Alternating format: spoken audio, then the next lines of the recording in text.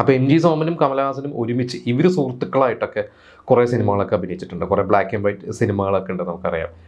അന്ന് കമലഹാസൻ തന്നെ പിന്നീട് പറഞ്ഞിട്ടുണ്ട്, ഇവർ തമ്മിൽ ഈ വയസ്സിൽ വളരെയധികം ഡിഫറൻസ് ഉണ്ട്.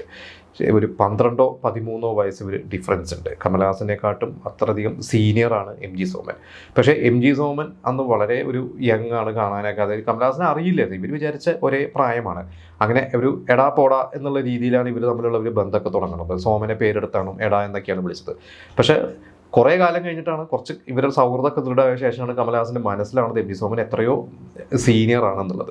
പക്ഷേ എം ജി സോമൻ തന്നെ പറഞ്ഞു, അത് കുഴപ്പമില്ല, എന്തായാലും നീ എന്നെ എടാ പോടാ പേരൊക്കെ തന്നെയല്ലേ വിളിച്ചു തുടങ്ങി, അങ്ങനെ തന്നെ ആയിക്കോട്ടെ എന്നും പറഞ്ഞ് പിന്നെ മരിക്കുന്ന കാലം വരെ നമുക്കറിയാം. സോമൻ 97 ലേലം എന്ന് പറയുന്ന ഒരു സിനിമയൊക്കെ ഇറങ്ങിയ ശേഷം, ആ സിനിമയുടെ ഒരു 100 ദിവസമൊക്കെ ആഘോഷത്തിൻ്റെ ഒരു സമയത്താണ് സോമൻ മരിക്കുന്നത്. അതുവരെ വളരെ സൗഹൃദം തന്നെയാണ് കമലഹാസൻ ഉണ്ടായത്.